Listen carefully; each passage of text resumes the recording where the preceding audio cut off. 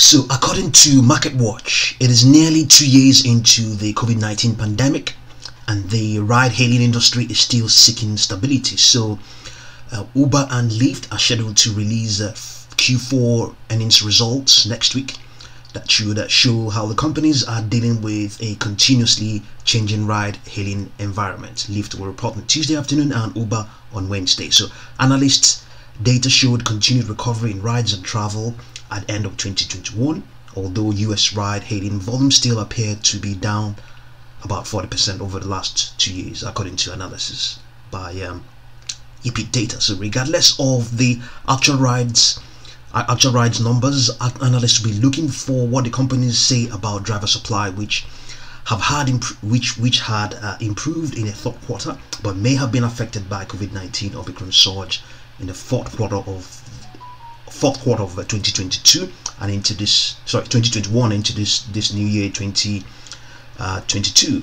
So, and the folks here at Schaefer's Investment Research, and they're saying, obviously, yes, also pointing us or reminding us that it's on Tuesday that Lyft is going to report their own outcome. So they say they've gathered some data concerning Lyft. They say most recently Lyft reported earnings of $0.5 per share for its third quarter, and this time around Wall Street analysts anticipate the company's earnings per share will be at $0.09. So the stock, according to them, is prone to wild springs after earnings, including a 10.2% drop in August 2021.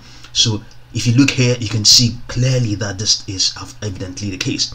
Even regardless of the earnings outcomes, it is obviously a bearish stock, and you can see how it swings. It's quite volatile. Swings, struggles. We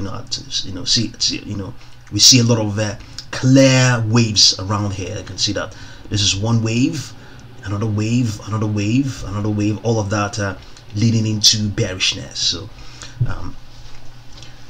So this time around, though, the options they're saying half the time Lyft was positive in the past 8 post-earnings sessions, averaging an 8.5% move regardless of the direction.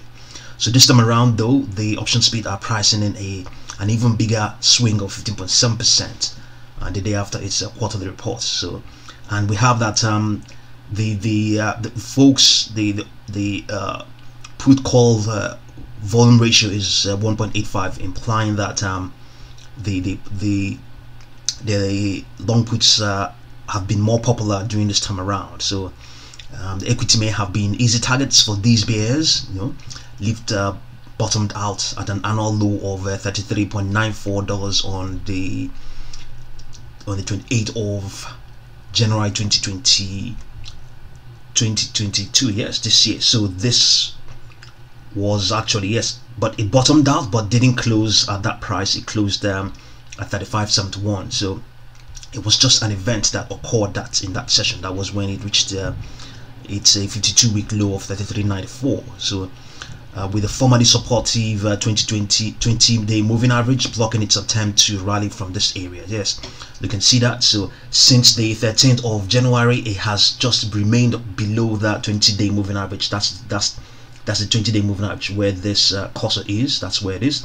So of late, it gave it a stiff challenge. That's of late, as early as the 1st of February, it gave it an evident stiff challenge there. So it used to be a support before, but now, yes, you can see that it was when it used to be a support. I think it used to be pretty much a support. Yes, not like clearly an evident support. Maybe all the way back a few months ago, it may have been support, or just alongside the 10-day moving average. It was quite supportive, but this time around, it is now a resistance.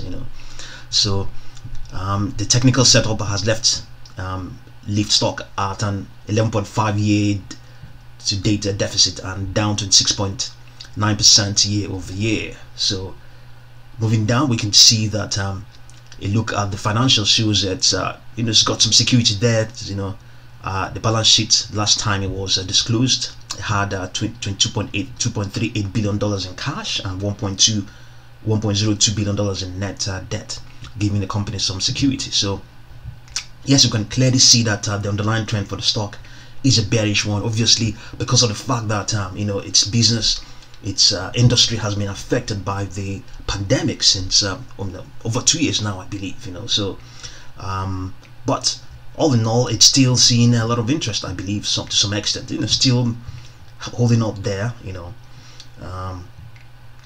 can see that momentum seems to be improving, but accumulation and distribution is bearish. So LYFT stock appears to be consolidating within a longer term downtrend. Shares are presently below the 200-day moving average, which is falling along with the 10-day moving average. However, the average directional index, or ADX, is below 20, indicating that the shares have exhibited sideways movement recently.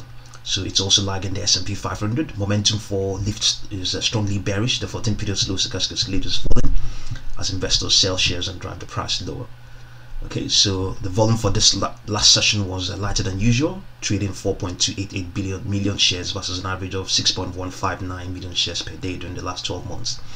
The unbalanced volume indicator is bearish. The slope of the indicator is negative and suggests that there is a lack of buying interest. There is a lack of buying interest, and investors are selling the shares and driving the price lower. So, but things might change. Things might change. It's quite a volatile stock. There's going to be yet another swing when the earnings outcomes come out based on its statistics. So see what you make of LYFT stock, Lyft Inc, and we'll continue to update you. Thank you very much for watching this video.